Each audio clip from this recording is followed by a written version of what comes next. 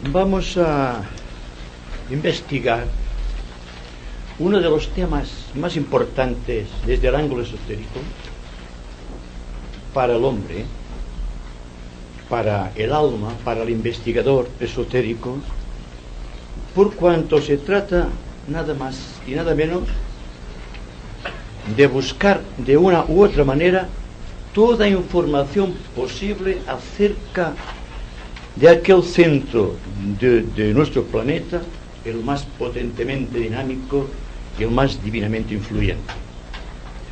Cuando se habla de Shambhala, el esoterista, el discípulo, no puede evitar de sentir un escalofrío, porque es solemne, porque es algo inaudito, porque es algo que está más allá de lo que un hombre actual, según las técnicas actuales, puede abarcar en su totalidad.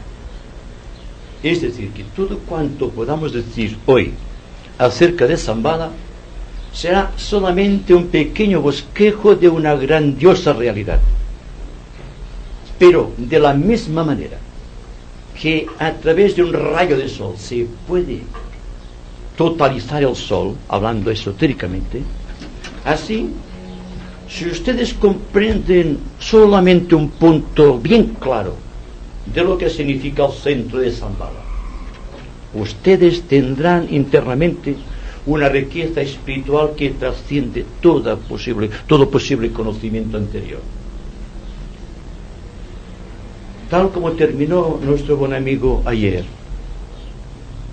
el camino que conduce a la casa del Padre, y que después yo les dije a ustedes que íbamos a tratar de investigar lo que es la casa del Padre, lo que es el centro de Shambhala, lo que es el centro en donde la voluntad de Dios es conocida. Y decirles también, porque puedo hacerlo con justicia, y en esto apelo a la intuición de ustedes más que al simple razonamiento mental, que desde hace un tiempo, no voy a precisar cuánto tiempo, unas energías procedentes de Shambhala están introduciéndose en la humanidad, produciendo grandes respuestas por parte de la humanidad, dentro de las ramas provocando crisis de tipo iniciático, en el alma del discípulo incrementando sus problemas kármicos, dentro de los grupos acentuando la presión divina de los tiempos, dentro de la propia jerarquía galvanizando a los iniciados para un trabajo más activo dentro de lo que es Shambhala. Es decir, que estamos tratando de descubrir entre todos, si hay atención se puede realizar, aquello que puede conducirte el hombre de la oscuridad a la luz, de lo irreal a lo real y de la muerte a la inmortalidad. Todo estudio tiene tres vertientes: una vertiente histórica, una vertiente psicológica y además una vertiente mística. Haremos cuanto podamos para investigar las causas místicas que subyacen dentro del contexto histórico y dentro también del ambiente psicológico de este señor planetario que llamamos Sanat Kumara. Ante todo, debemos aclarar que Sanat Kumara, el morador de Shambhala, aquel que conoce las claves secretas de la ordenación de nuestro mundo, es la encarnación física del Logos planetario.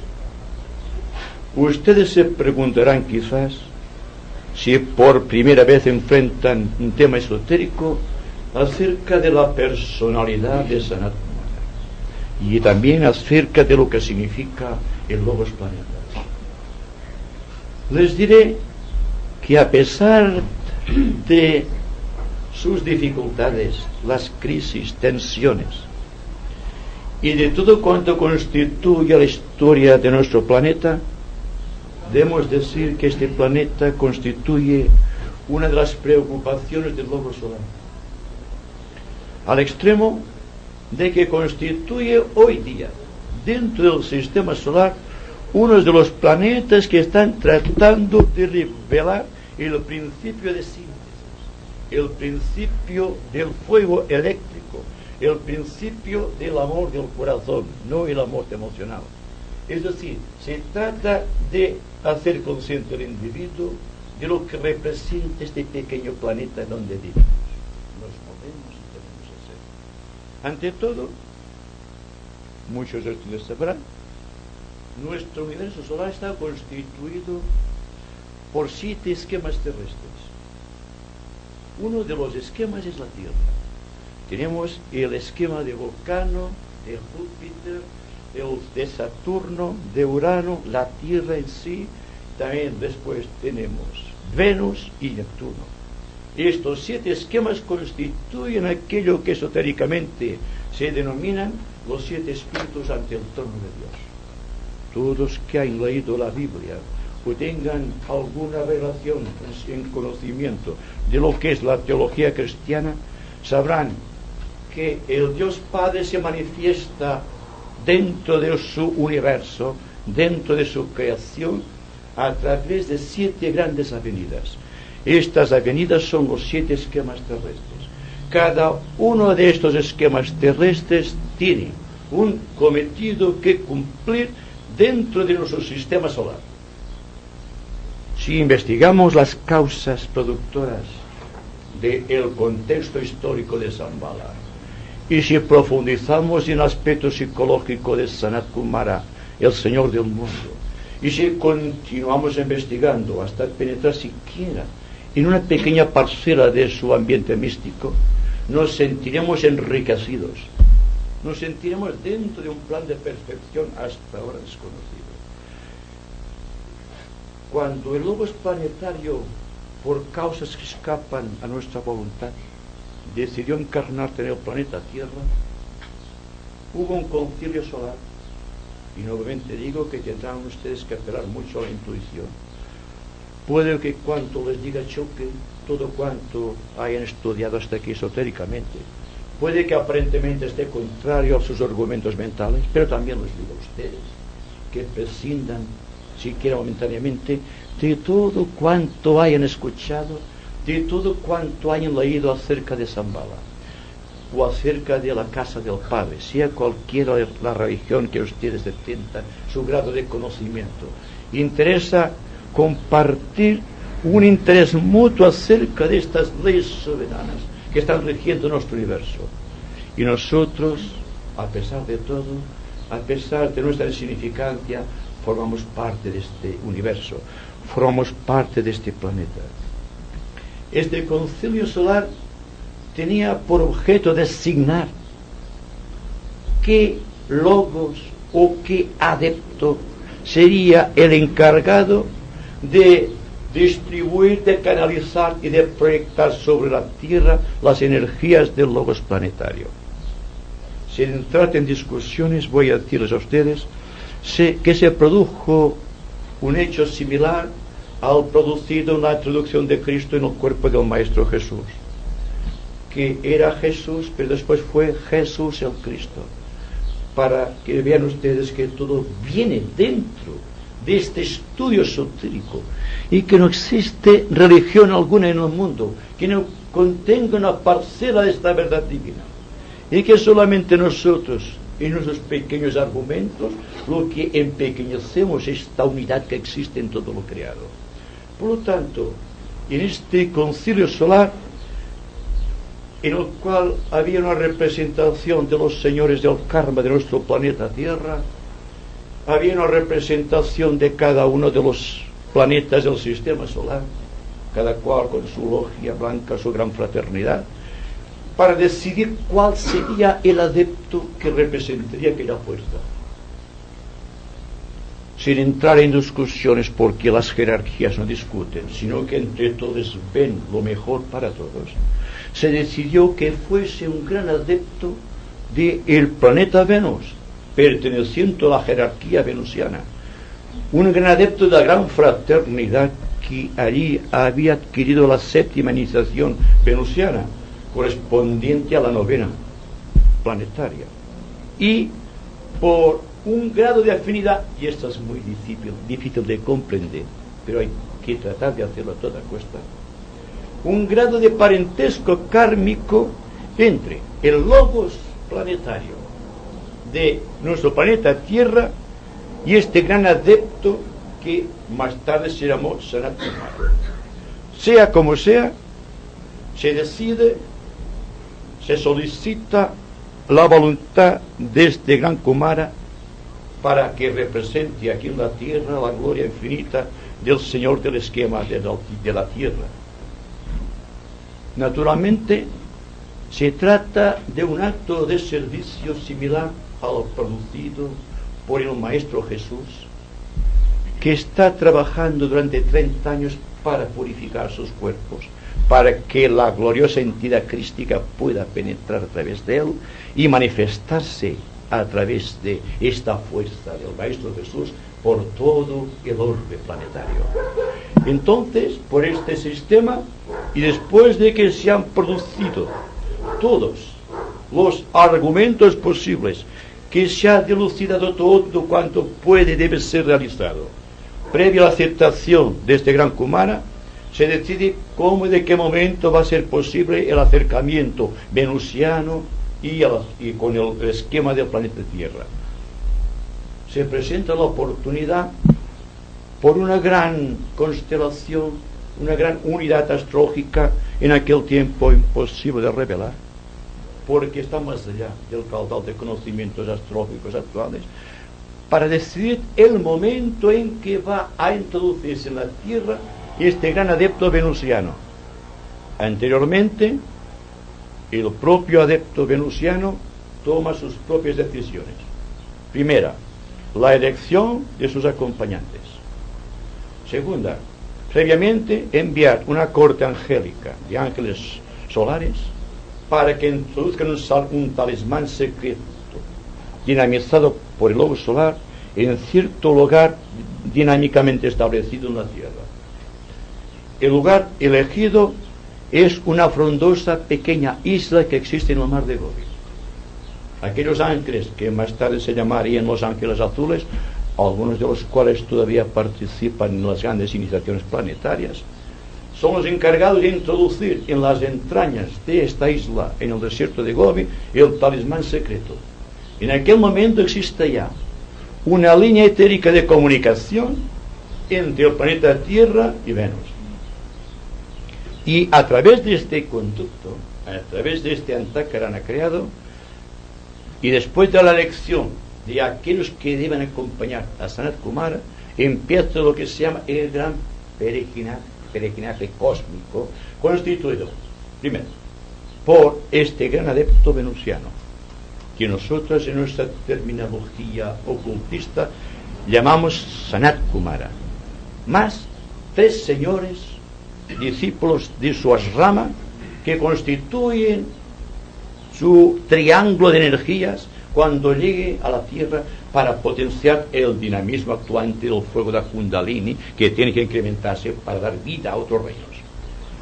Además, porque esto lo analizaremos mañana, existe una participación débica muy aguda, muy tremenda, que se introducen en cada uno de los reinos de la naturaleza, provocando grandes cambios y grandes situaciones. En el momento en que ha sido establecido la Antakarana entre Shambhala, que todavía no está en creación, pero que místicamente está preparándose, es decir, la Isla Blanca, y el corazón místico de la gran logia de Venus, se produce la gran emigración celeste. Y a través de este hilo, dentro de una frondosidad de luz imposible de ser descrita, pero que está dentro del contexto histórico y místico de los tiempos, Sanat Kumara, los 3 Kumaras, que después se llaman los 4 los señores de la llama, más 110 iniciados del planeta Venus, una corte de ángeles, los ángeles llamados verdes, violeta y carmesí, que penetran vía este hilo conductor de energía en la Isla Blanca. En el momento en que esta corte angélica, constituido por los señores de Venus, quizá esto ha dado mucho motivo a lo que llamamos ovnis hoy día, pero a través del hilo se transportan hasta la Isla Blanca. En aquel momento potencialmente se ha creado la jerarquía aquí en la Tierra. No existía jerarquía. Existía un reino mineral, un reino vegetal y un reino animal que había adquirido un gran poder sobre los demás reinos y que por lo tanto se había hecho creador de la iniciación. Pero faltaba el elemento dinámico que unificara estos tres reinos con los reinos superiores del logos planetario. Y fue Sanat Kumara el que adquirió el poder como alma del mundo para canalizar desde aquel momento las energías del logos planetario. Y en aquel momento se creó otro Antakarana, registrado, dinamizado y vivificado por el propio talismán del logos solar. Y en aquel momento existe, primero, una vinculación con nuestro alter ego, que es el planeta Venus, y otra comunicación que tiene que ver con Shambhala y también con el corazón del logos planetario. Se ha creado un gran triángulo de energías entre el logos solar, el logos de la constelación o de nuestro hemisferio terrestre y el logos de Venus. Y en aquel momento empieza a actuar la jerarquía. Es muy difícil de comprender cómo se pueden realizar estas cosas celestes. El caso es que no pueden ocurrir de otra manera. Sea como sea el vehículo con lo cual fueron transportadas esas grandes entidades aquí en la Tierra, hay que aceptar un hecho trascendente, que la energía que dimana del centro de Shambhala es superior a todas las energías posibles en nuestro planeta Tierra. Y en aquel momento se produce un hecho sintomático que más tarde analizaremos, que es la venida de los ángeles solares, o los prometeos del cosmos, como dijo el señor Lucía ayer. Los prometeos del cosmos hacen una función análoga a la que realiza Sanat Kumara con respecto a los planetarios. Es decir, que lo que realizan los ángeles solares en aquel momento de expansión es unificar la mónada del hombre, que estaba desvinculada, con su cuerpo físico. Y el cuerpo físico es el de los animales todavía. Y se produce entonces el gran hecho de la individualización, mediante el cual los hombres animales y ciertos animales que estaban muy avanzados entran en el reino humano y adquieren el poder de la autoconciencia o de la conciencia individual.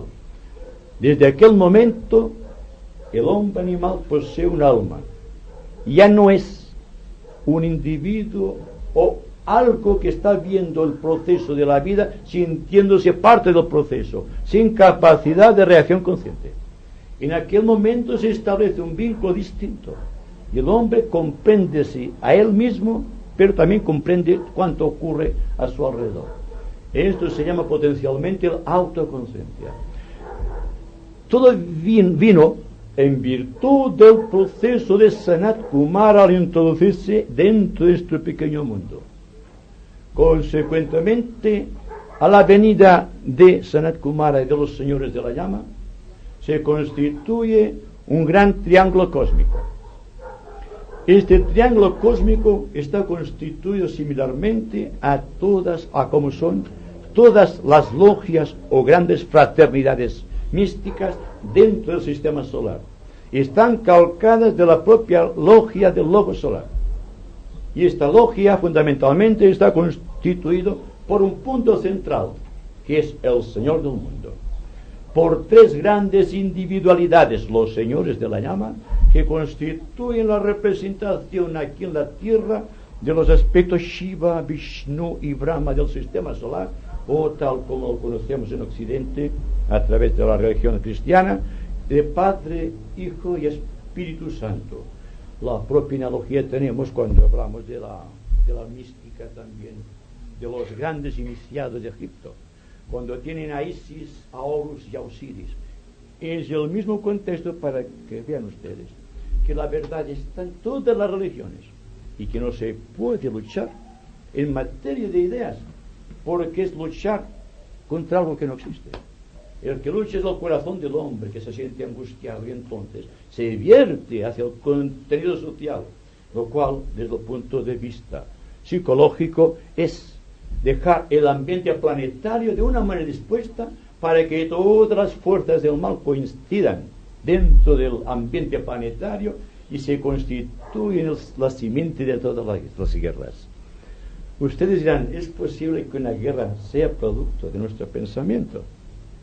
Cuando una guerra estalla, es porque el ambiente mental de la humanidad y el ambiente emocional han llegado a un punto extraordinario de tensión que la potencialidad del propio reino es incapaz de contener, y entonces se desborda en forma de guerras, de conflictos. Y tal como les decía a ustedes ayer, se está realizando ahora. Luego la guerra está ahí. Y si hablamos, por ejemplo, de Sanat Kumara y de Shambhala, es porque el centro de Shambhala es el centro de la paz planetaria.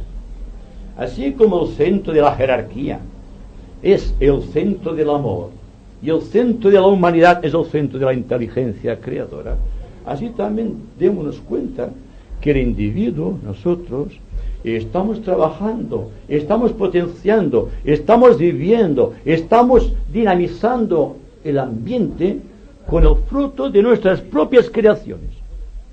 Y si comprendemos esto, habrá una respuesta inmediata. Habrá que ser muy responsables, porque si hay comprensión y al propio tiempo no hay responsabilidad, el karma es terrible. Porque una persona que no tenga conocimientos esotéricos, una persona que no tenga un propósito espiritual definido, se le pueden pasar por alto muchas cosas. Pero a una individualidad consciente, a un ser que está buscando a Dios del fondo de su corazón y que en virtud de este anhelo está descubriendo horizontes nuevos y no los aplica, entonces existe el brazo rígido de la ley que se manifiesta con toda su plenitud y en proporción a la cantidad de energía desarrollada. A más conocimiento, más responsabilidad. Así que cuando les hablo de Shambhala, yo me responsabilizo. Me pregunto si ustedes se podrán responsabilizar. Si algo comprende de Shambhala, forzosamente tendrán que ser diferentes de antes. Porque no les hablo de algo conocido, sino de algo desconocido, pero que, sin embargo, están ustedes. Y cuando hablo en tercera persona, no lo hago para distinguirles, sino para hacer un énfasis a mis palabras. Es decir, estamos llegando a un punto que naturalmente cuando hablamos de Shambhala es algo extraordinariamente solemne y que hay que estudiarlo, investigarlo con una gran responsabilidad y con un gran sentido de valores espirituales. Todo cuanto vayamos investigando se puede convertir en el vehículo de la propia iluminación o en el vehículo de la propia destrucción. Somos nosotros los que tenemos que elegir. No hay opción posible. El esoterista, el discípulo, el hombre correcto, el factor social consciente, debe aceptar un hecho. En el mundo no hay paz. No hay paz en el mundo porque el hombre, el cuarto reino, no tiene paz. Y por lo tanto, si la jerarquía y Shambhala, que potencia la jerarquía, han dado instrucciones a sus ramas para que se hable de Shambhala cada vez más, es porque Shambhala, como les decía anteriormente, es el centro de la paz planetaria. No podemos adquirir la paz solamente por el amor.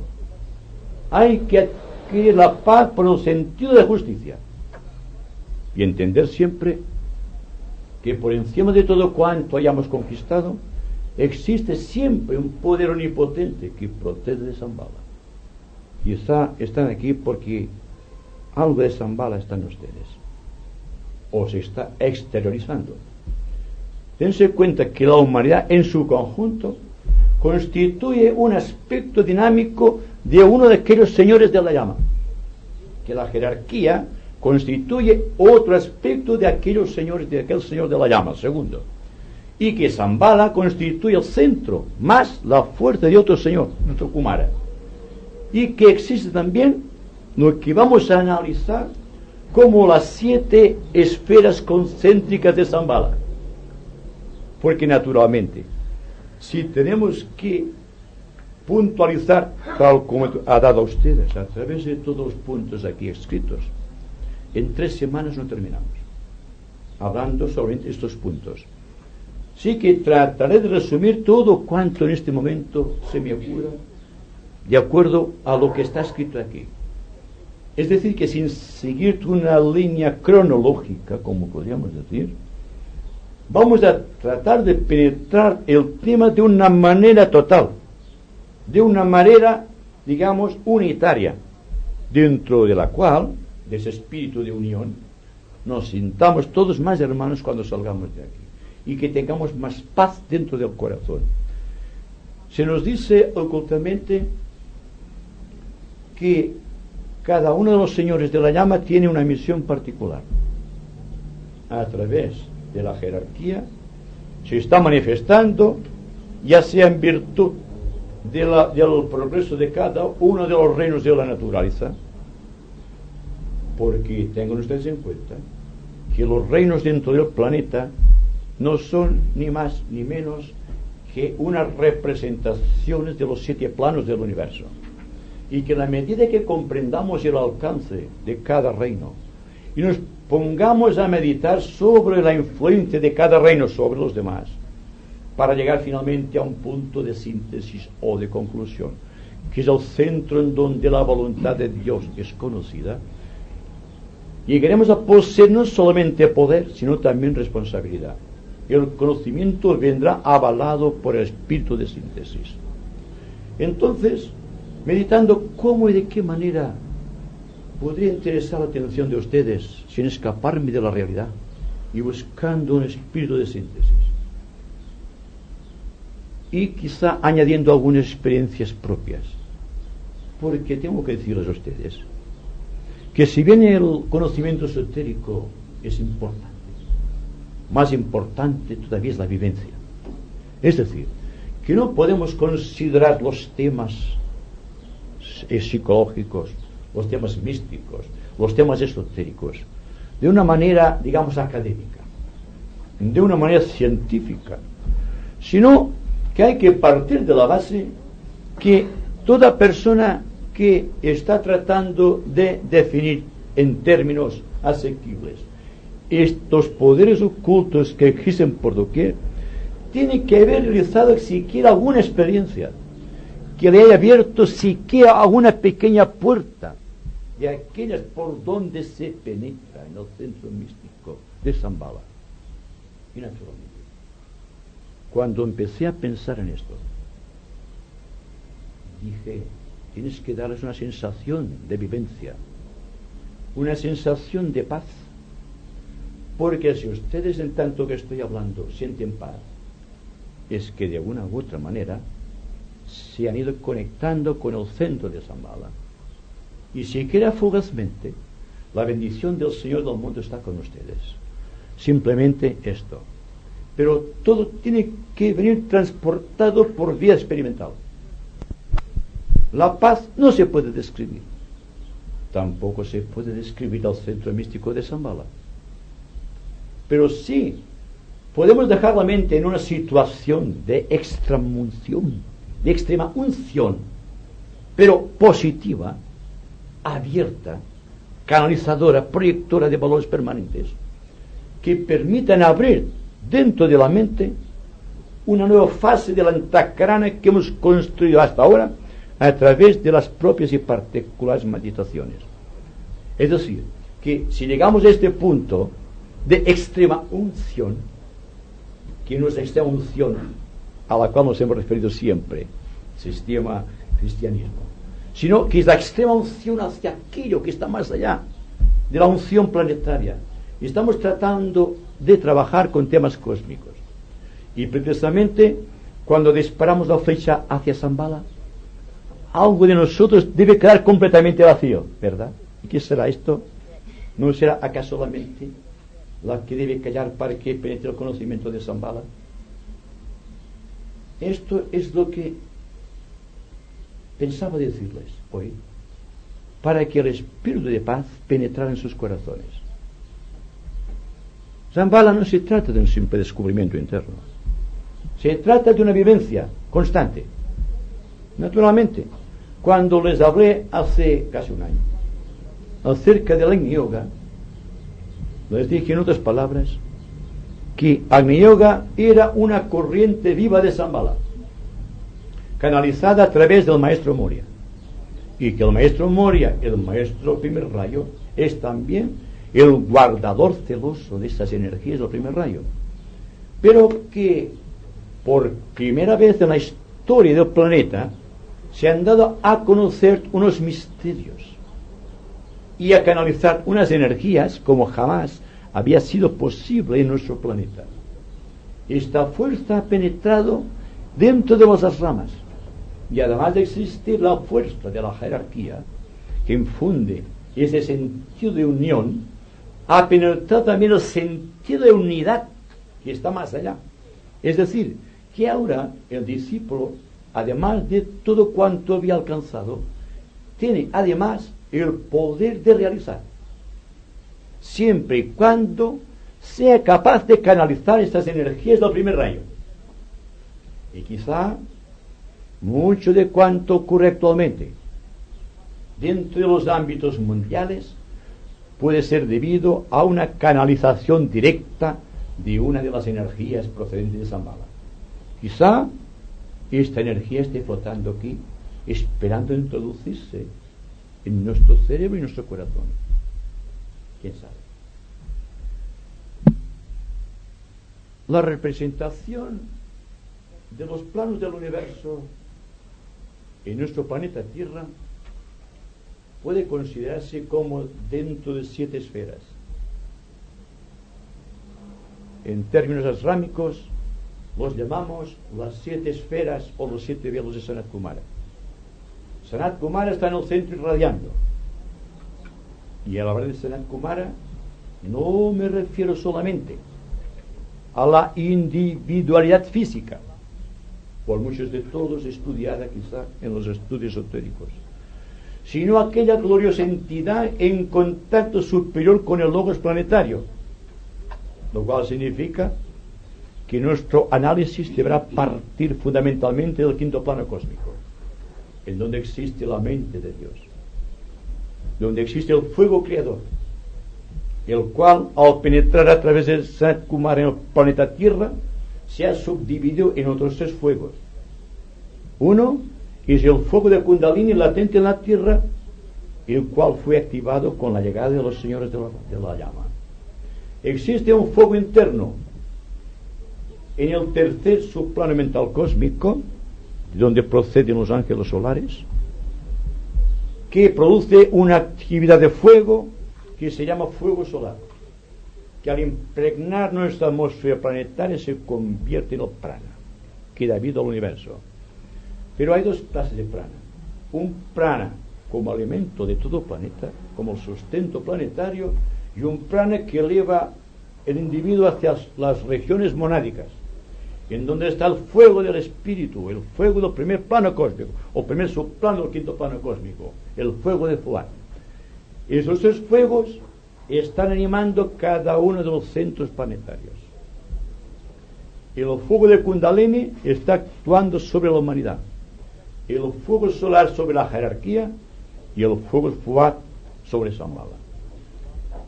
Shambhala posee entonces una línea de fuerza que se extiende. Apelo de nuevo a su intuición. Del corazón místico de la Osa Mayor, pasando por el planeta Vulcano y penetrando en nuestro planeta Tierra a través de Shambhala. El ser místico en nuestro planeta, mayormente indicado para canalizar esas energías, es el Señor Buda. El Señor Buda, considerado muy objetivamente, si es que podemos hacerlo, constituye la antakarana de Sanat Kumara con el logos planetario. Es decir, que con una corte específica de Devas ha creado este cordón trenzado que conecta la mente de Sanat Kumara con la mente cósmica del logos planetario. Y muchos de ustedes sabrán que durante el festival de Vesak se realiza una fusión de energías a través del señor Buda. El señor Buda, hablando muy personalmente, si es que podemos decirlo así también, está actuando como un transmisor de energía idéntico a cómo realiza Mercurio en el ámbito del sistema solar. A Mercurio se le llama el vehículo de los dioses, o el portavoz de los dioses, o el mensajero de los dioses. Depende de la religión, todos están de acuerdo en este punto. El Buda es el mensajero de Sanat Kumara, conectando Sanat Kumara con el logos planetario.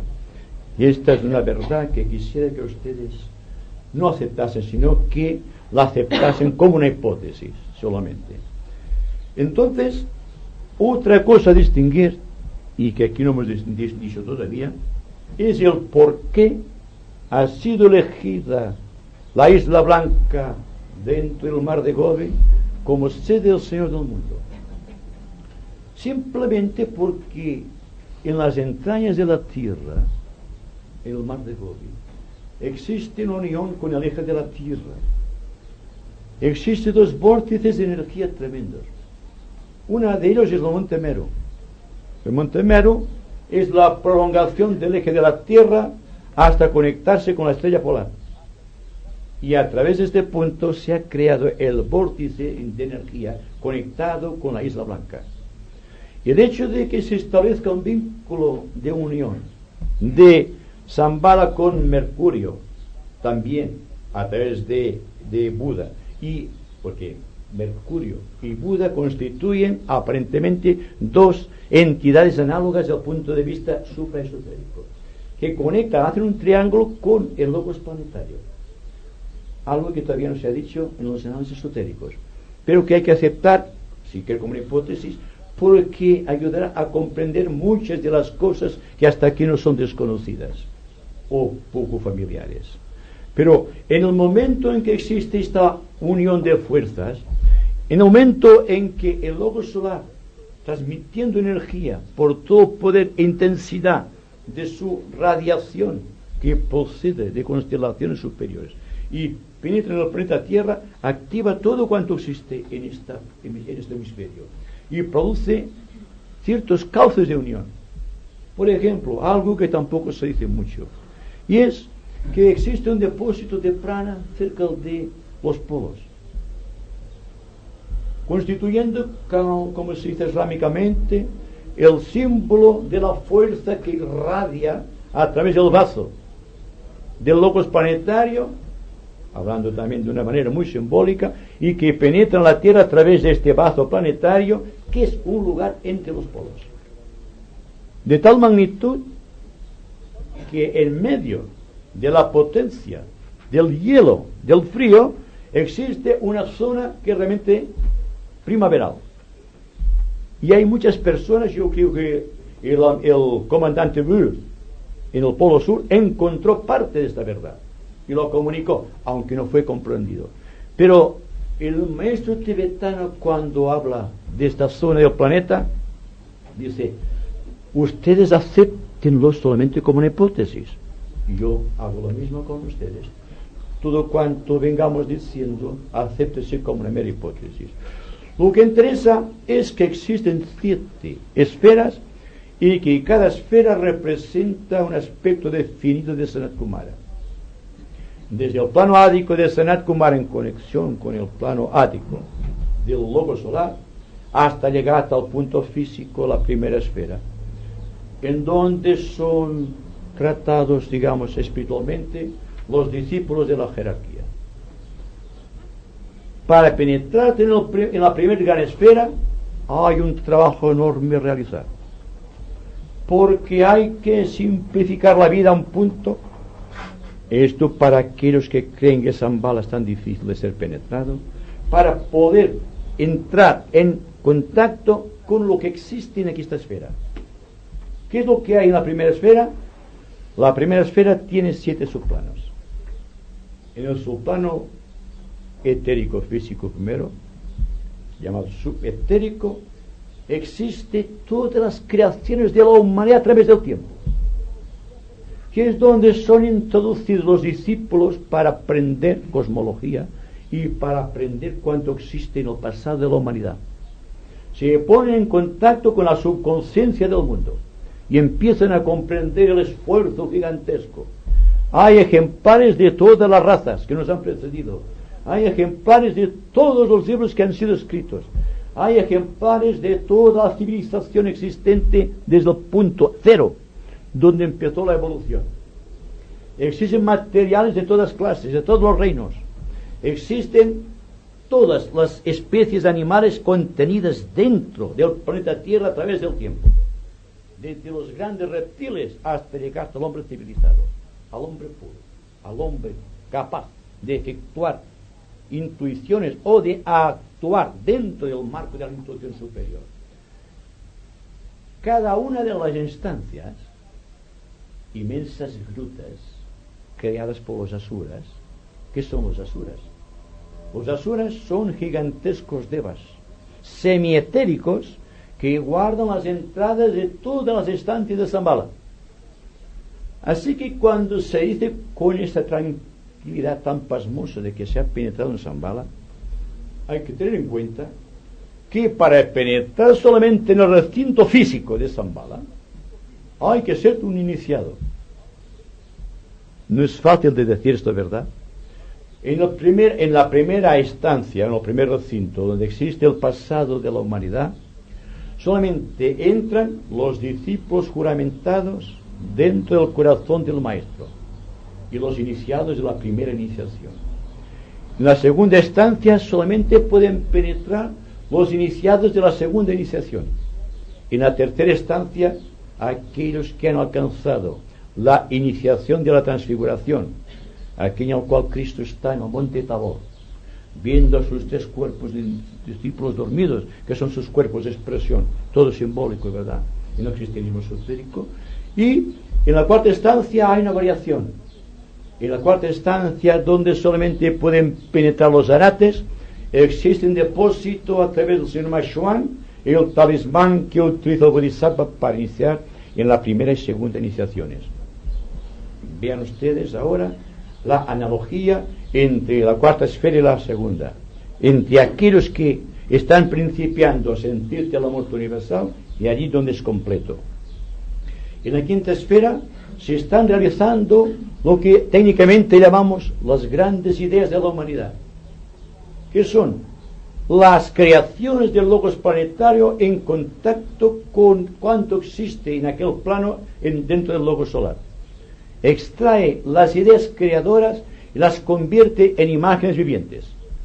Y entonces un grupo de devas especializados transmite aquellas ideas a los demás subplanos hasta que existe una concreción de aquellas ideas a través del tiempo. En la sexta esfera se halla la cámara de concilio de Shambhala.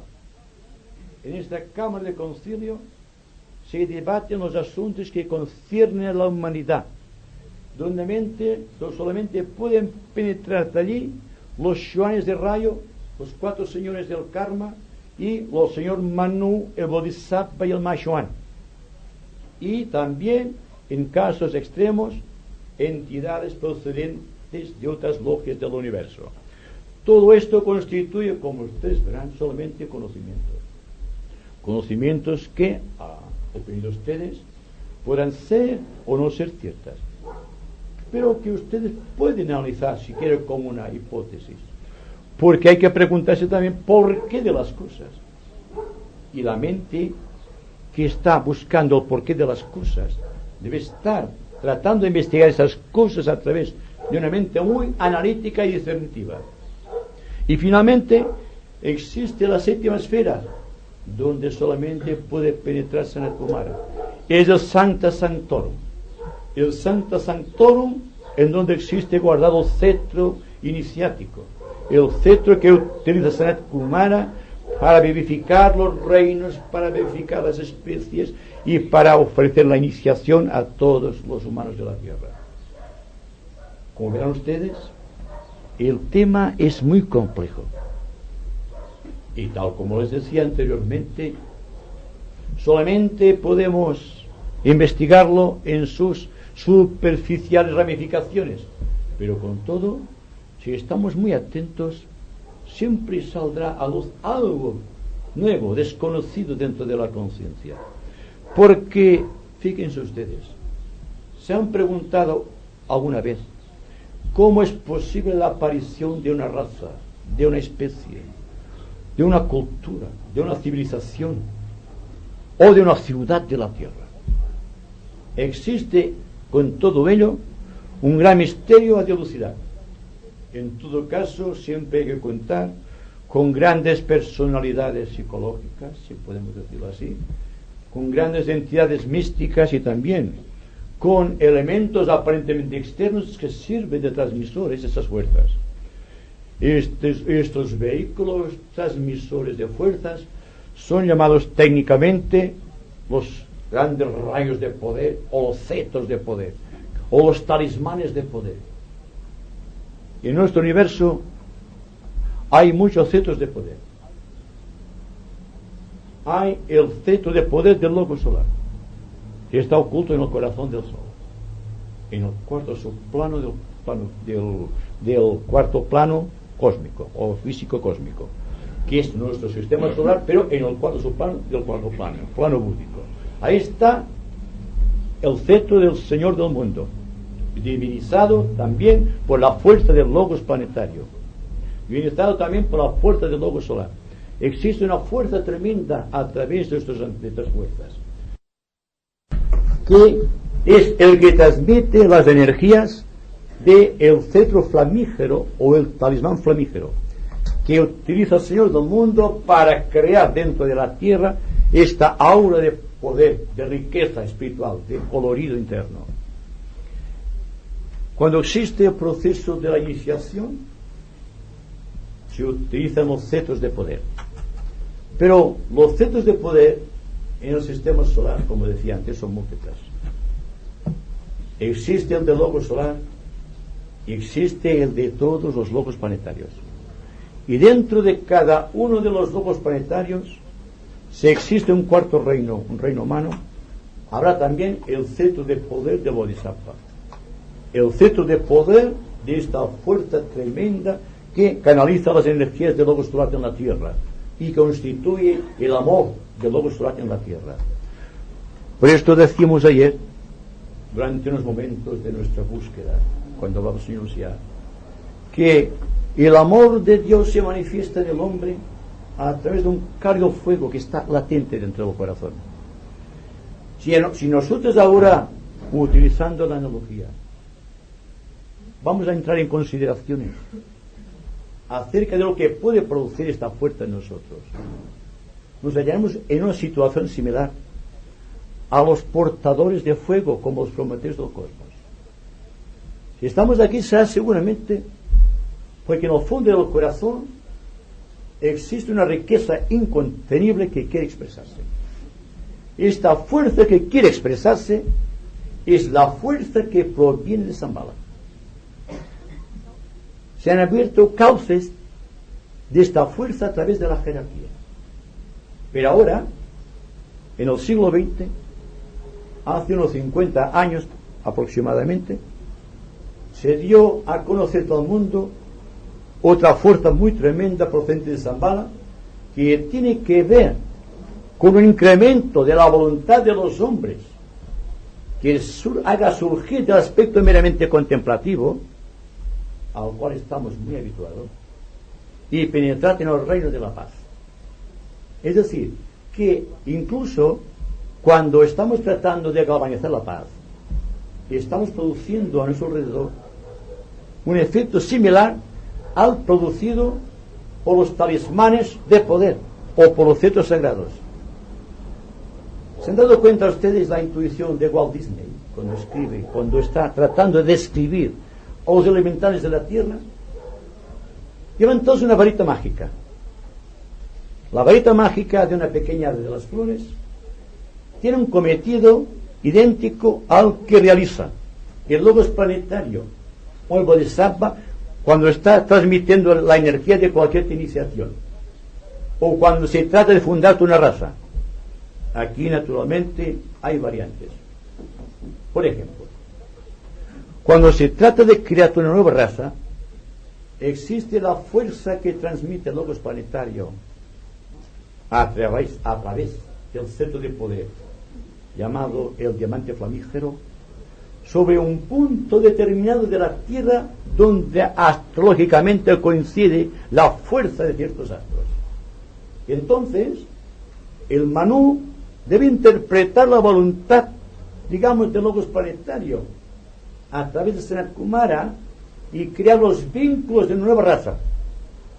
Y esta raza viene a ser lo mismo que pasó cuando en la Isla Blanca se introdujo el talismán sagrado procedente del Venus. Todo esto es algo analógico que debe producir en nosotros una reacción de analogía. Si no, no podemos interpretar el significado místico del centro en donde la voluntad de Dios es conocida y tratar de representar este centro dentro del propio corazón y darse cuenta que todo cuanto estamos diciendo debe tener forzosamente su analogía dentro de nosotros. Desde el momento en que no encontramos una analogía dentro de nosotros, no hay que aceptarlo, porque sería vivificar algo que no tiene vida. Se trata de sentirte el estímulo dentro del corazón. El fenómeno de radiación magnética del ser humano es idéntico al de un talismán sagrado. De ahí la importancia que tengamos conocimiento de lo que es Shambhala, de lo que son los cetros y cómo actúan los cetros y cómo nosotros desde un ángulo de vista rámico somos cetros de poder. Quizá no veamos el talismán en nuestras manos, pero todo nuestro cuerpo, todo nuestro equipo es un talismán magnético que se introduce dentro de la naturaleza y produce una síntesis, produce una irradiación magnética. Y cuando ustedes están muy atentos en grupo, producen esta irradiación magnética, y en este momento ustedes son cetros de poder.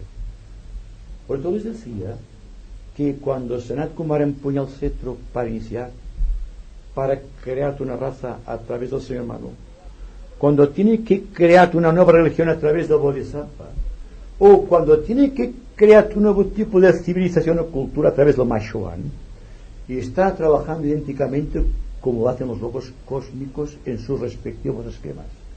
Y nosotros somos los representantes dentro del microcosmos de toda aquella fuerza cósmica. Somos talismanes que tenemos que actualizar los poderes representativos de nuestra propia divinidad. Si así no lo hacemos, estamos creando una tensión dentro de nosotros que puede ser muy negativa. Puesto el poder, como decía anteriormente, y la responsabilidad son consubstanciales. Existe un punto muy interesante que es la de los agentes místicos de Shambhala. Naturalmente se ha dicho que los mensajeros místicos de Shambhala son únicamente los budas de actividad, los nirmanakayas o los tres kumaras que vinieron de Venus y constituyen con San Kumara o constituyen los señores de la llama. Yo veo que todo ser iluminado, que todo ser representativo es un vehículo de Shambhala.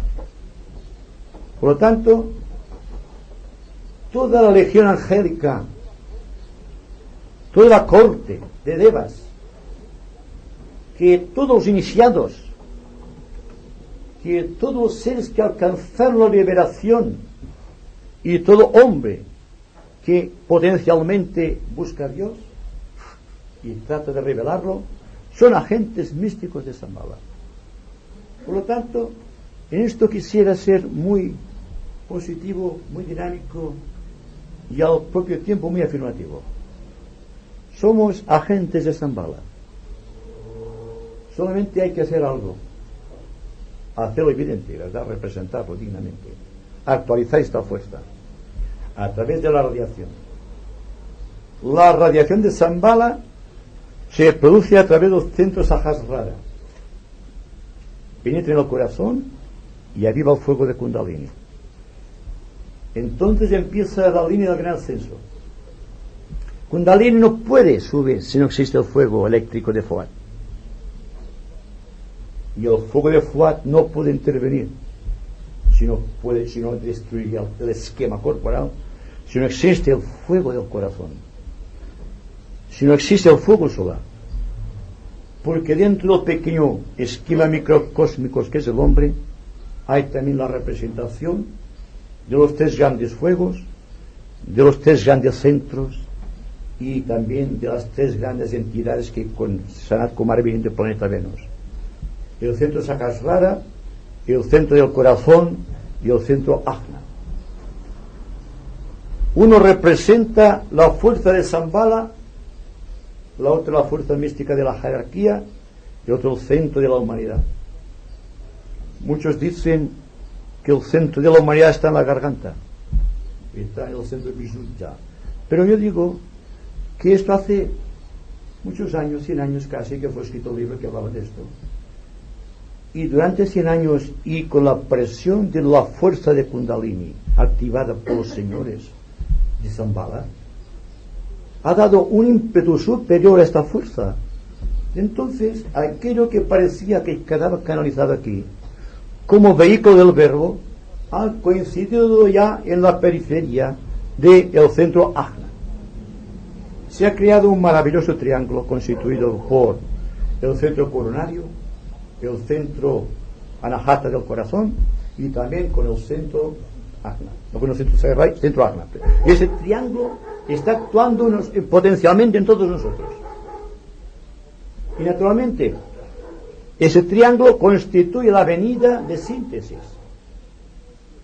No hubiese podido ser introducido el Agni Yoga en el mundo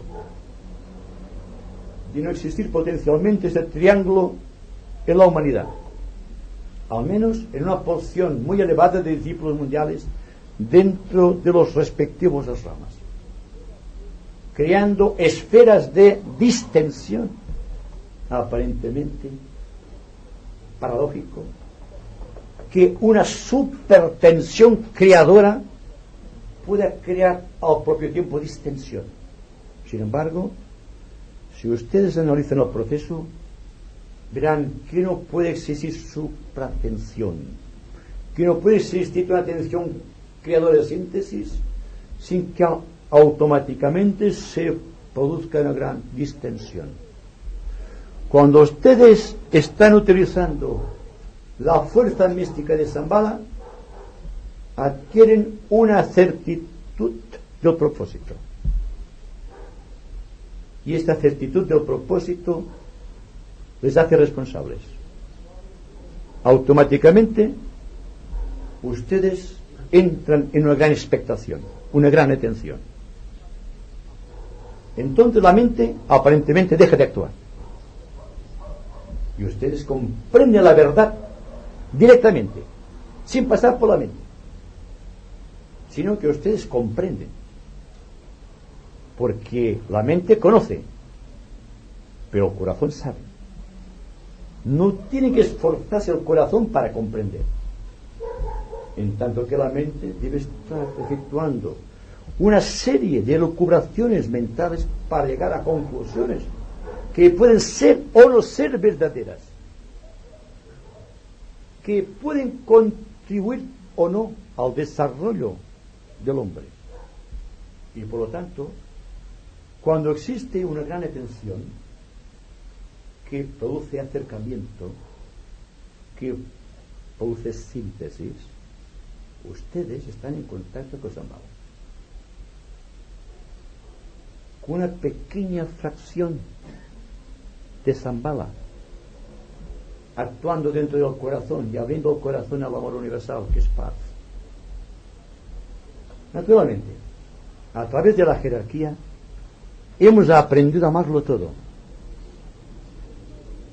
pero amamos todo, pero nosotros amamos en correspondencia, en función de una entidad hacia otra entidad, o de una entidad hacia el exterior, una entidad que es el yo con aquella entidad que es el no yo, con lo cual establecemos división y establecemos lógicamente compromisos.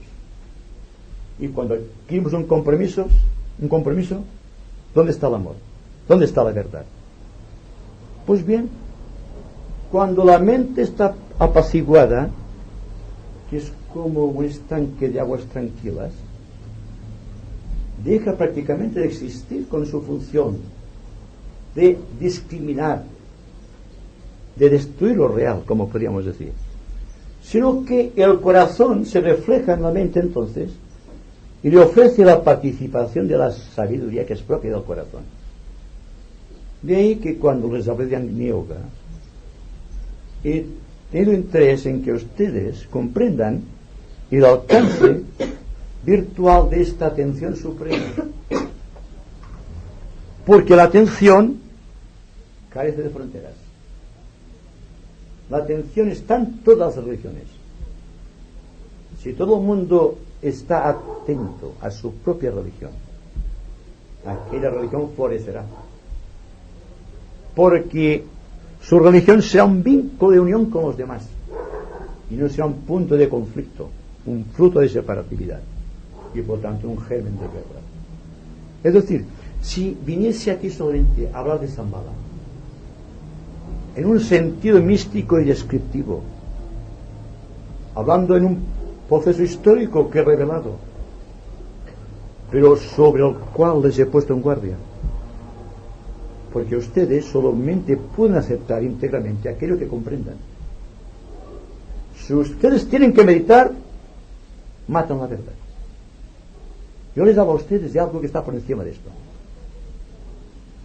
La verdad debe entrar dentro de ustedes sin discusión alguna, sin efectuar conclusiones, sin buscar paralelismos ni yuxtaposiciones.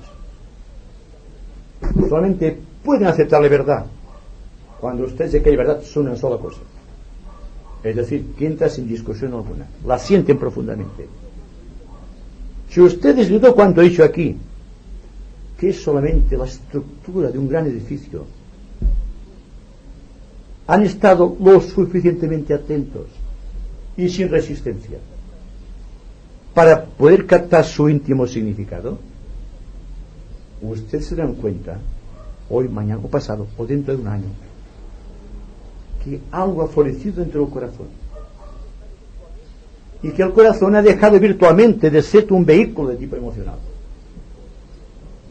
porque el corazón no trafica con las emociones. Lo que trafica con las emociones es el plexo solar. Hay la distinción entre el Bhakti Yoga, que surge del plexo solar, buscando el corazón, o del Agni Yoga, que surge del corazón buscando síntesis, buscando el centro de Sahasrara. Por tal motivo, al Agni Yoga se le llama indistintamente el yoga del corazón, el yoga de síntesis y el yoga del supremo arte creador. Todo esto constituye un gran resumen que no es histórico simplemente, sino que virtualmente pone nuestro espíritu, psicológicamente hablando, en el seno de una gran tensión. Esta tensión debe ser creadora, y será tanto más creadora cuando ustedes no ofrezcan resistencia. Cuando ustedes están ofreciendo resistencia a la vida, no pueden comprender la vida. Es como tratar de comprender el movimiento estando parados. A la verdad, a Dios, o como quieran llamarle, hay que seguirle con el propio movimiento de la divinidad, sin ofrecer resistencia. Y esto, de una u otra manera, es el camino que conduce a Shambhala. Mañana trataremos de utilizar ese tema más ampliamente, pero quisiera advertir que estando Shambhala dentro de todos y cada uno de los elementos que constituyen nuestro planeta, que estando dentro de todo compuesto molecular, de todo ángel, de todo deva y de todo ser humano y de toda cosa creada, constituye el único elemento de síntesis a nuestro alcance. Hago una distinción entre el sentimiento de unión de la jerarquía y el sentido de unidad de Shambhala. Si pueden ustedes establecer este equilibrio sin pasar por el razonamiento, si pueden comprender que están aquí ahora por algún motivo desconocido dentro del corazón, pero que tiene un fundamento no histórico ni tampoco psicológico, sino espiritual y místico, pero de gran envergadura, yo creo que algo será producido dentro del corazón que nos impulsará a las más grandes empresas sociales, dándose cuenta que el mundo sufre por falta de paz y que en el corazón de todos y cada uno de nosotros existe el fundamento y vehículo de la paz, y que si comprendemos que en el corazón está la paz y que la mente es el conflicto y la separatividad, quizá toda la estructura del pensamiento del hombre moderno podría cambiar, porque ni las religiones ni las tradiciones del pasado, ni la política mundial, ni la economía de los pueblos, ni la sociología llevada a gran escala ha podido detener las guerras y ha impedido que los hombres se amen. No ha podido. Entonces hemos de aceptar que, digo que ha fracasado aquí. Ha fracasado el sentido de separatividad, o ha triunfado el sentido de separatividad, porque nosotros fundamentalmente, a pesar de todas nuestras buenas ideas y buenas intenciones, nos sentimos todavía competitivos y fundamentalmente somos crueles con los demás, y decimos: este señor, esa señora, este grupo de amigos tiene otra religión, otro estado de cosas, otro estado de conciencia, otro resumen histórico. ¿Qué voy a hacer? Hay que respetar sus opiniones, ¿verdad? Hay que ser tolerantes, y cuando se dice tolerar, mi hermano, es que no hay amor, porque entonces existe una desunión de principio. Quisiera que nos diésemos cuenta de esta verdad antes de entrar en el diálogo, para que constituyese un fundamento de realidad, para poder llegar un día en que la paz establecida en nuestro corazón se convierta en un vehículo de aproximación a los demás seres, teniendo en cuenta que lo que trata de alcanzarse ahora, lo que ha de producir nuestro corazón es la paz, no el sentimiento de perfección. Cuidado. Cuando hablamos de perfección, siempre queremos ser perfectos nosotros, y en el fondo existe el orgullo de ser más que los demás. Les hablo simplemente del hombre que busca la paz. La dádiva del hombre perfecto es la paz, no el sentido de revelación que puede recibir de las altas esferas. Además, no puede existir ningún mensaje de las altas esferas si no existe paz en el corazón.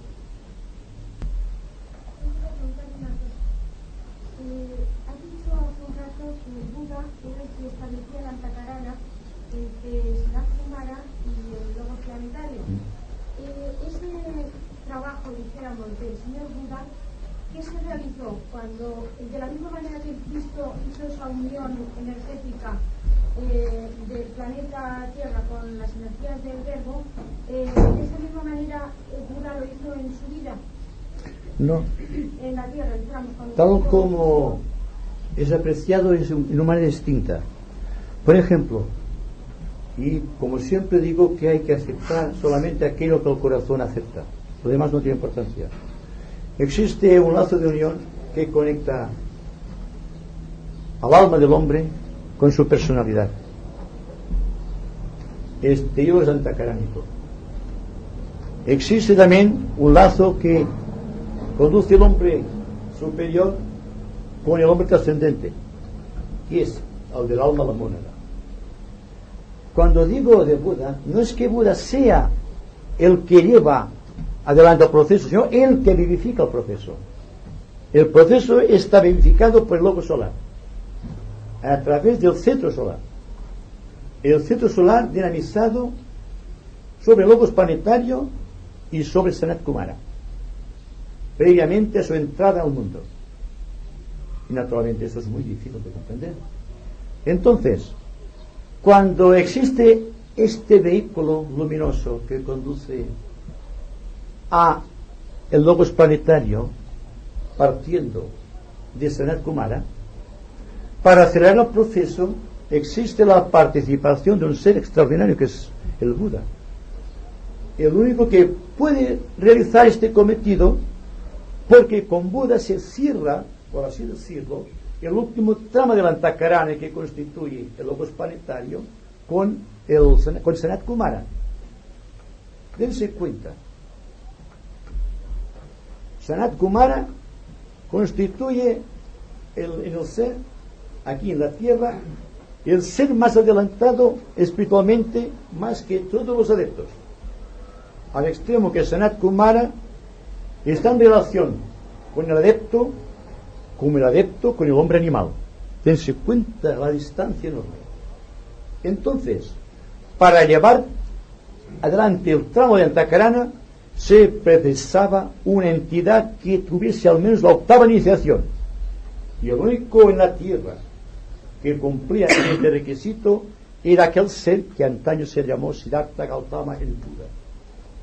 El estado de conciencia búdica, como les decía, es el que en cierta manera parangona la del logos de Mercurio con respecto al sistema solar. Podríamos decir, en cierta manera, que ciertos elementos mercurianos o mercuriales están conectando el logos solar con todos los planetas del universo. Esto es algo que cualquier manual de astrología se lo puede decir, porque Mercurio es el mensajero de los dioses, y hay que aceptarlo de una manera también no analítica, sino esperando que surja la respuesta, porque se habrán dado cuenta ustedes que hablamos de cosas cósmicas, de cosas que están en una quinta y sexta dimensión, cuando nuestra mente es tridimensional, y que por lo tanto hay la dificultad de expresión. Fíjese, si estamos limitados, que yo a ustedes no les puedo describir un color, y un color es aparente, pero ustedes pueden escribir lo que es el color blanco, lo harán en función de una dualidad, simplemente verán el blanco o el negro y el otro, que entonces establece una división. Pues bien, tan difícil o más es establecer esta fuerza, la orientación precisa de esta fuerza que desconocemos, pero que sin embargo tenemos el deber de tratar de relacionar utilizando las leyes de analogía, porque iguales arriba que abajo, iguales abajo que arriba, como decía Hermes Trismegistos, estamos llegando a un punto, una conclusión, pero esta conclusión no puede ser cósmica. Al llegar a nosotros se hace individual y, si ustedes me lo permiten, psicológica. Cuando una razón cósmica se convierte en psicológica es cuando se presta a las derivaciones y a las conclusiones y a los análisis, y entonces se pierde una gran parte del contenido. ¿Se dan cuenta? Bien, entonces, cuando decimos con relación al hombre inferior o a la mente inferior del hombre que está tratando de crear un contacto, una línea de luz o una antakrana que le conecte con el aspecto superior, vemos el aspecto subjetivo, porque nuestra mente no da para más. Pero si tuviésemos clarividencia, veríamos que existe una representación de los ángeles mercuriales, trabajando, construyendo, trenzando los hilos de la Antacarana. De la misma manera que ha sido tejido el cuerpo etérico de la humanidad por el sistema del trenzamiento de las fibras de luz etérica que constituyen el subplano segundo del plano físico. Hay que decir también que existe después una participación activa más densa, si ustedes me lo permiten, que hace más cualificado el cuerpo etérico con adición de los otros subplanos hasta llegar a un estado de densificación capaz de producir un enlace con el cuerpo físico denso. Y eso lo tenemos en el cuarto subplano etérico, o es el primer plano, el subplano etérico que existe. Pues lo mismo ocurre con los demás niveles del universo, porque la ley es una y todo se rige por el sentimiento de correspondencia o ley de semejanza o de analogía, como ustedes quieran. Es decir, si tuviésemos clarividencia superior, al decir superior me refiero a clarividencia causal, mental superior proyectándose sobre los planos inferiores, veríamos a cada uno de nosotros en contacto con el ángel solar, si es que tenemos establecido la Antacarana, o lo que falta para llegar al ángel solar, porque la persona que ha alcanzado la visión causal debe ser lógicamente un iniciado de la tercera iniciación, que ha dominado todos sus vehículos de manifestación y que por lo tanto encima del monte Tabor de la conciencia puede ver estas cosas. Nosotros, sea como sea, debemos basarnos en análisis posteriores y en conclusiones. Y naturalmente todo cuanto he dicho aquí es una conclusión, no fondo. ¿Qué quedará de todo esto que les acabo de decir? Quedará únicamente aquello que ustedes han podido absorber. ¿Y qué es lo que ustedes han podido absorber? Aquello que para ustedes es verdad y que su corazón ha aceptado. Nada más que esto. Pero si esto ha quedado dentro del corazón, sea un vehículo nuevo de conciencia. Ustedes habrán evocado ciertas fuerzas ambientales.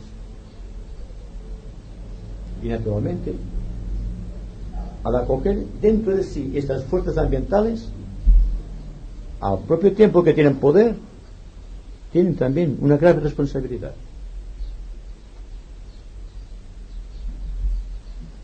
Por favor, ¿qué ha querido usted decir antes, o es que yo no lo he entendido? Antes de entrar en el coloquio, la última frase o aproximadamente que dijo que no amamos cuando tratamos de respetar a otros que no coinciden con nuestras creencias. Bueno, esto es una cosa muy sutil. Los ruego que acepten esto de una manera muy sutil. Porque cuando decimos tolero a mi hermano, estamos creyendo en el fondo que nuestra religión es mejor que la otra. Y por tanto toleramos. Porque si vemos que es mejor que la nuestra, dejamos la nuestra, seguramente. Entonces la otra, como no la podemos admitir, porque tenemos una, la toleramos, simplemente. Ahora bien, si partimos del centro, diremos, mi hermano tiene un punto de vista tan bueno como el mío. Y no lo respeto, lo amo. No es lo mismo, ¿verdad? Entonces la tolerancia es un lazo en el que caen grandes personalidades, dentro y fuera de todas las religiones. Por lo tanto, hay que ser en esto muy estricto, yo diría muy duro, cuando estamos analizando la propia conciencia. Porque nosotros solamente podemos gravitar sobre una sola conciencia, la nuestra. Porque, tal como dijo Cristo, hay que suspender el juicio. Pero nadie suspende el juicio, sino que el juicio es lo que nos separa de los demás. Si suspendiésemos el juicio, tendríamos paz. Sí, es fácil, ¿verdad?, comprender esto. Porque pasa que el juicio está por encima de la paz. Y por lo tanto, como el juicio está por encima de la paz, no podemos comprender la paz. Fíjese bien. Si por casualidad, por algo ambiental, astrológico, místico, las tapas del ambiente, tenemos paz, ¿Qué haremos con ella? Enseguida, ay, ¿qué es esto? A preguntarnos qué es, ya lo hemos perdido. Y eso lo hacemos todos. Existe un sobresalto cuando tenemos paz y nos damos cuenta que tenemos paz. Pero cuando nos damos cuenta que tenemos paz, ya lo hemos perdido. Es que es curiosa esta cosa, porque resulta que nuestra mente es como una pequeña ardilla encerrada dentro de una jaula. Está constantemente dando vueltas. Y es muy difícil que este animalito de la conciencia nuestra pare. Estamos dando movimiento. Solamente hay una manera útil de que pare el movimiento de la mente, de que cese de corretear la ardilla dentro de ella, y es estando atento fuera de nosotros. Cuando existe una atención fuera de nosotros, existe algo mágico. Este algo mágico es que la mente queda en vacío creador. Solamente hay una manera, estar atentos. Y parece redundancia, ¿verdad? Porque siempre los digo lo mismo. Pero es que no hay otra manera de decir la verdad, que de una sola manera. Si están atentos a su hermano, ¿qué pasará? Ustedes amarán a su hermano, harán caso a su hermano. Incluso temo que cuando estaban escuchándome, una parte de su ser estaba pensando en lo suyo. Y decía, bueno, sí, esto, pero es que lo mío, siempre existe esta condición, esta barrera dentro de la conciencia. Entonces todo cuanto viene a nosotros es importante en función, porque está de acuerdo con nuestro punto de vista.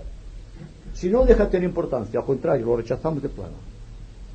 Y en tanto que la mente acepte o rechace, no alcanzará la verdad. No podrá saber lo que es el misterio de Shambhala, que parece ser algo gigantesco y es una obra de gran sencillez. No se trata de una disciplina, porque estamos ahitos de disciplinas. Todo el mundo trata de disciplinar, nadie trata de comprender. Ahí está. Es decir, que si estamos investigando seriamente una cuestión, y aquella cuestión es analizada con gran atención, hay la posibilidad de comprensión, lo cual no será un análisis, por favor, será una comprensión total, completa, inédita, íntegra. Y cuando hay esta comprensión, hay paz. Se produce un estado de expectación que puede ser recobrado constantemente. ¿Por qué no se trata de una mera disciplina? Porque se trata de un deber social. Estar atentos no es una disciplina, es un deber que tenemos hacia Dios, hacia todo cuanto nos rodea.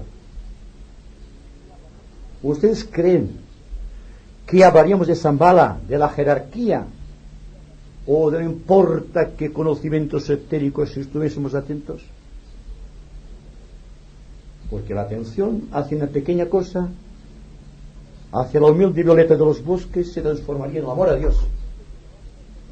Lo que pasa es que siempre existe el observador del observado, siempre existe división, y como que siempre existe división, siempre hay guerras y conflictos en el mundo.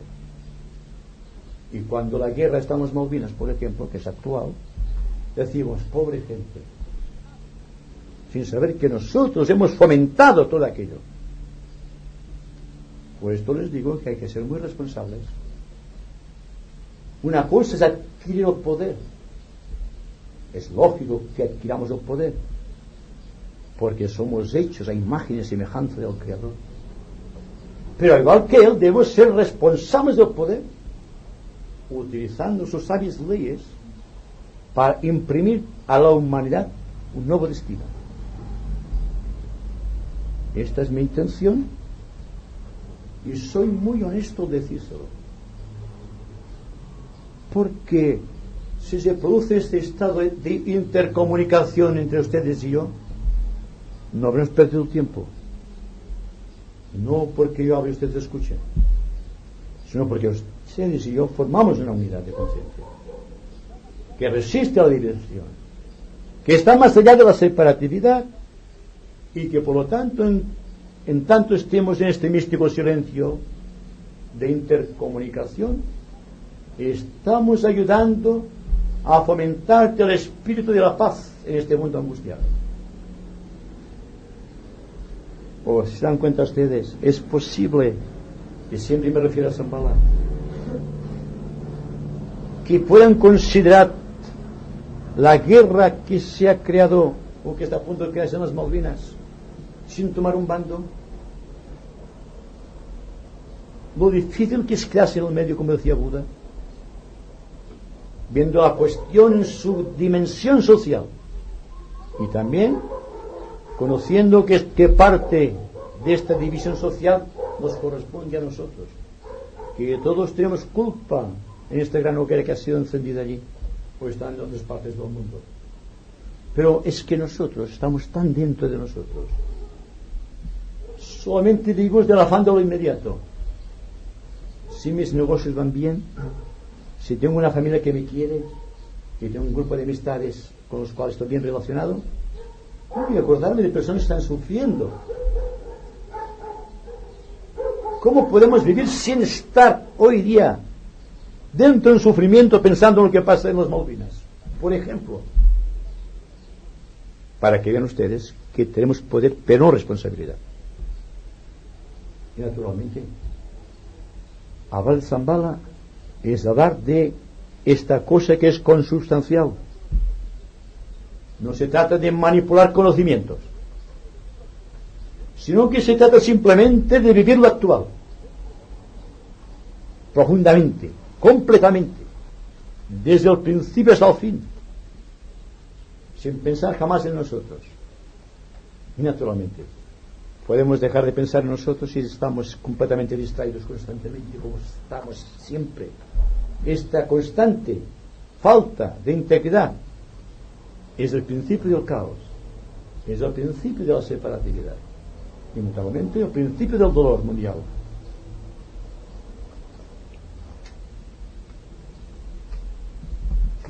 Respecto a los anillos que tiene Shambhala, ¿cuál es el anillo que produce la emanación de la paz? La paz, el último, Adi. Adi manifestándose a través del talismán del cuarto subplano, el Bodhisattva. Porque naturalmente toda la energía que produce el talismán sagrado del logo solar o el diamante flamígero tiene que pasar por el cetro de poder del Bodhisattva, produciendo en el cuarto plano, lo que llamamos plano búdico, el sentido de integridad, el verdadero sentido del amor. El día que el espíritu de unidad o el espíritu de la paz y el espíritu de unión constituyen una síntesis, sabemos lo que es la paz. No la paz de un plano, la paz total tal como lo concibe un iniciado y tal como tenemos que tratar de apreciarlo nosotros. Será difícil, ¿verdad? Yo lo comprendo, pero a pesar de todo hay que intentar ser más humanos, no ser más divinos. Elijo cuidadosamente mis palabras. Ser muy humanos es el principio de ser divinos, porque el hombre no puede separarse de la sociedad. La sociedad y el hombre son una sola cosa, son un solo cuerpo. Nosotros dividimos esas cosas para analizarlas. Ya les digo a ustedes que al tratar de analizar caemos a veces en el error de la separatividad, en tanto que estar siempre atentos, no creamos divisiones. Quisiera comentar esto desde el punto de vista psicológico profundo. Tendrá que ser en otra ocasión, porque es maravilloso el mundo de la paz cuando se extiende en ramificaciones profundas a través de todas las áreas del ser. Todos estamos dentro de este campo donde no existen tensiones y sin embargo creamos tensiones porque estamos resistiendo. La resistencia siempre engendra división, luchas, dificultades. Si cuando alguien nos habla resistimos cuanto nos dice, no podemos comprenderlo, nunca. Si cuando estamos tratando de comprender estamos oponiendo la barrera de los prejuicios, de las tradiciones y de las ideas, y perdemos el camino. Y si practicamos el yoga pensando en aquel yoga como un fundamento de la perfección, estamos equivocados también.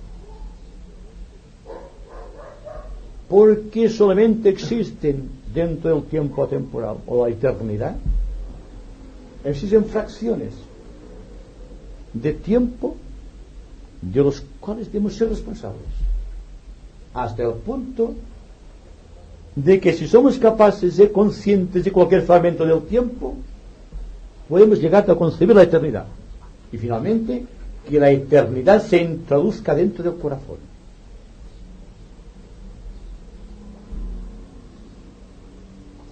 Usted ha hablado antes que no me acuerdo exactamente la expresión, pero sobre el amor, la importancia que tiene la justicia para la paz. Es que la justicia yo no la comprendo muy bien. ¿Qué justicia cómo? Justicia que viene de arriba y uno comprende, porque la justicia, por ejemplo, cuando yo trato de ver lo que es justo y no es justo, siempre comparo. Y comparo sobre unas bases que pueden ser erróneas y no pueden dar lugar a la paz en mí. ¿Cómo es eso? Cuando ¿Cómo estamos... es la justicia, de verdad? Sí. Perdón.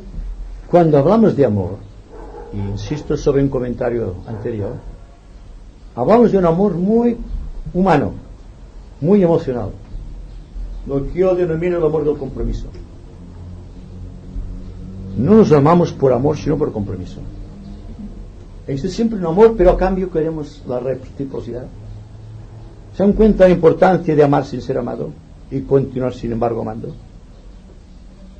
Sí, después de luchar, si es que podemos decirlo así también, contra aquel desamor, continúo amando, es que estoy dentro del amor por la justicia.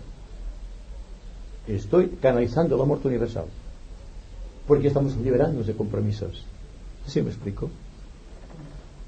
Usted ama intensamente a una persona, sin darse cuenta exige que aquella persona quiera a usted. Si no, o cae en diferencia, o bien, en el caso de los grandes hombres, continúa amando, dejando que aquella persona lo ame. ¿Se dan cuenta la dificultad que entraña esto? Pues bien, aquí triunfa una justicia, que es la justicia que uno hace de la comprensión del karma. No me amo, mi es la tristeza, pero yo continúo amando. Existe un campo de dificultades dentro del mundo emocional, y todos amamos y al propio tiempo exigimos ser amados, exigimos un compromiso, ¿verdad? Y al exigir un compromiso, una reciprocidad.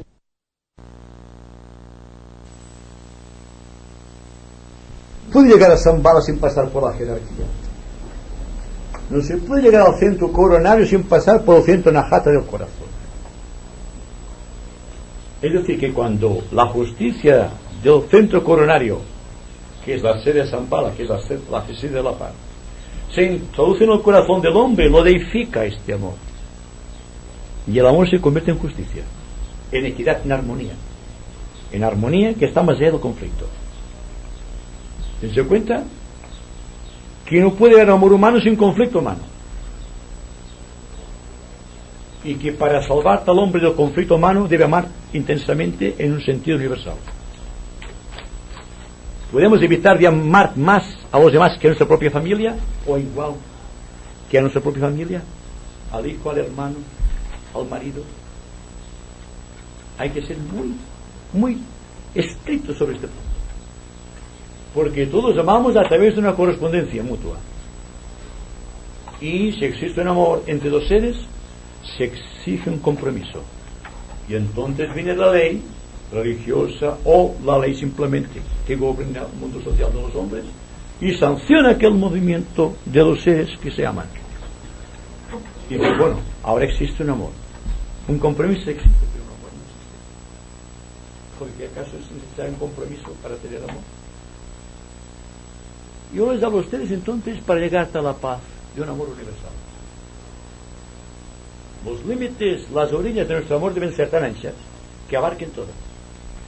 Y naturalmente es muy difícil, yo diría imposible en nuestra etapa de evolución, pero hay que estar atentos a este punto, porque no podemos comprender jamás el estado social del mundo cuando partimos de estas líneas erróneas del compromiso del amor, que es un compromiso histórico pero no místico. Nos amamos por ser un concatenamiento de hechos, pero no nos amamos por el sentido del amor en sí. La posesión está dentro del espíritu del amor, y como está dentro del espíritu del amor, no habrá paz en el corazón, porque entonces el amor divino que está dentro del corazón se humaniza al punto de cristalizar en actitudes definidas, y a esas actitudes definidas yo los denomino compromisos. Y esto lo sabemos todos, que todos sabemos que estamos dentro de línea de compromisos, y cuanto más compromisos tengamos, menos paz en el corazón, porque habrá más apego. Entonces la paz no podrá irradiar a través de nosotros.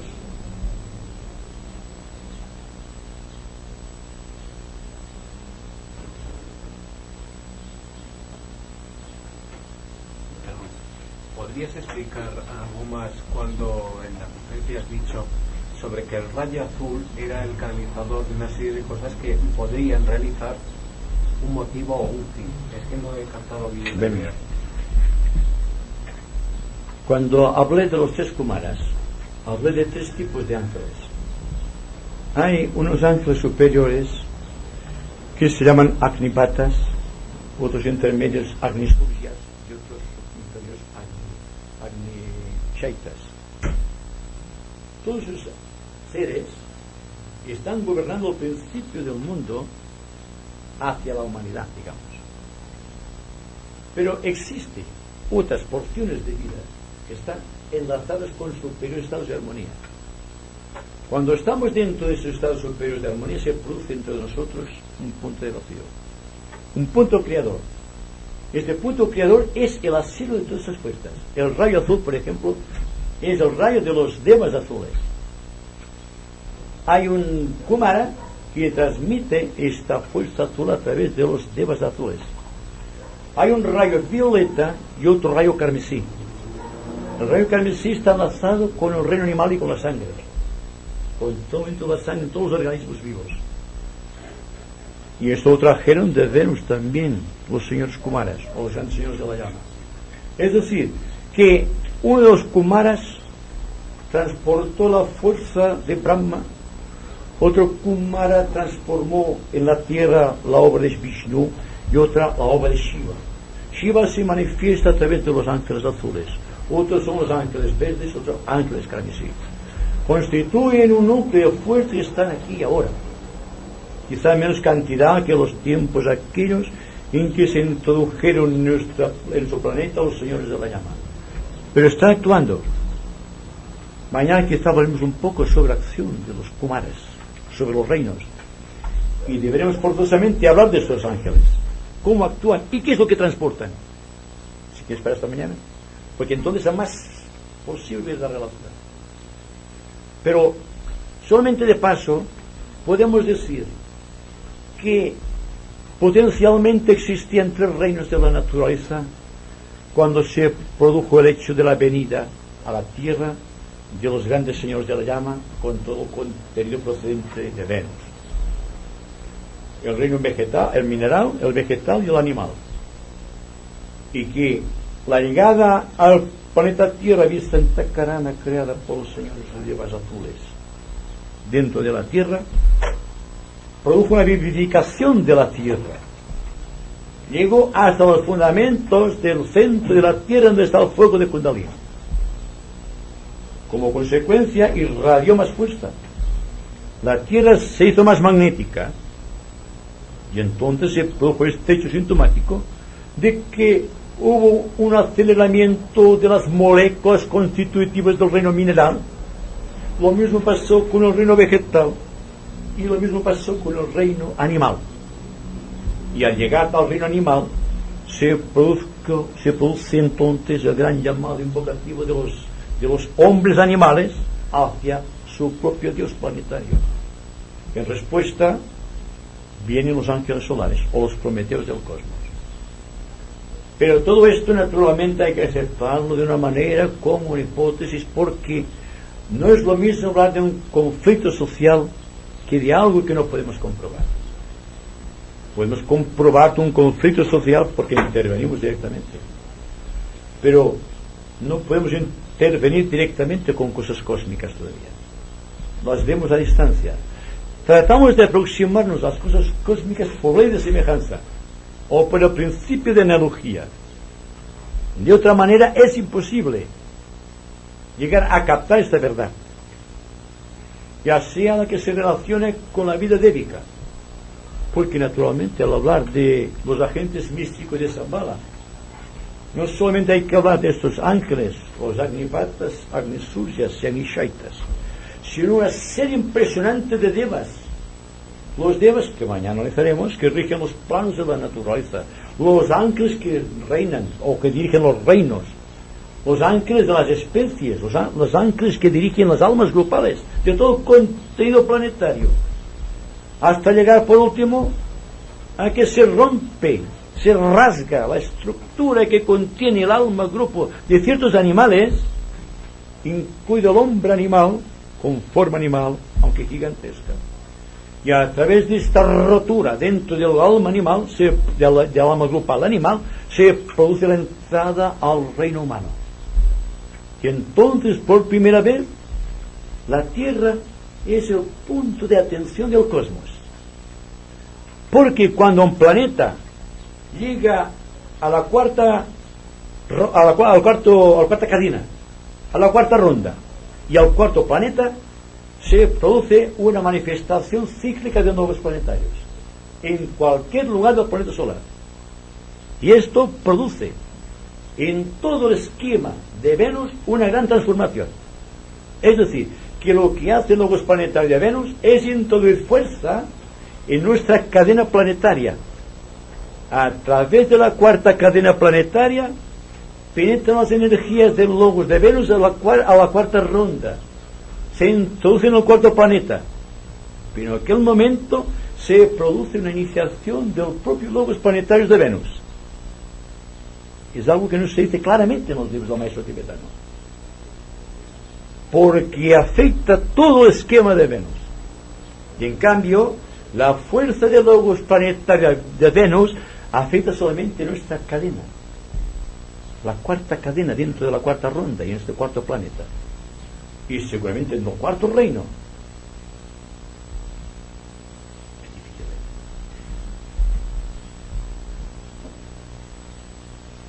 ¿Algo? Oye, una aclaración sobre lo anterior, el amor universal. Es un don de amor que ha sido dado a toda la creación, que ellos no son. Entonces, a modo de un capital que hemos recibido, que no tiene cara ninguna, que solamente podemos pagar dando amor a los demás, nunca no. Exacto. ¿Es correcto? Sí, correcto. Exacto.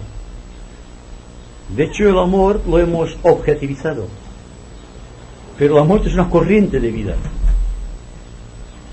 Claro, lo que hacemos con el amor es retenerlo a través de un compromiso.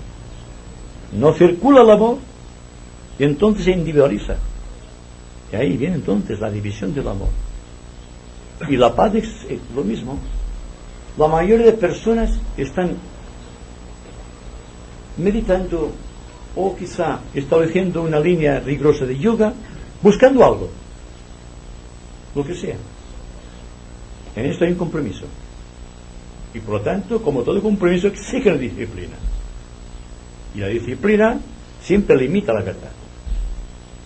¿Vale? Si vemos las cosas con un ángulo de vista sin refracciones y empezamos a actuar frente a la realidad con toda la fuerza augusta del ser, como complemento de nuestra vida existe la paz,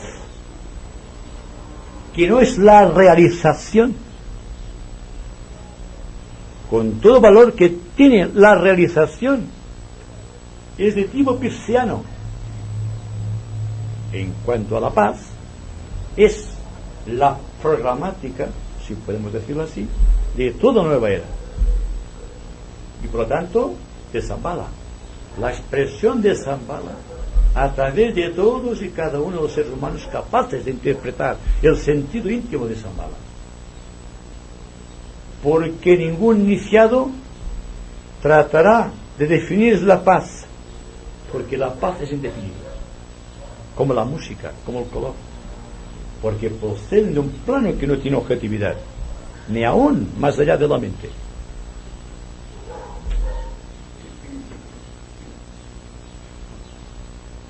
Poco silencio.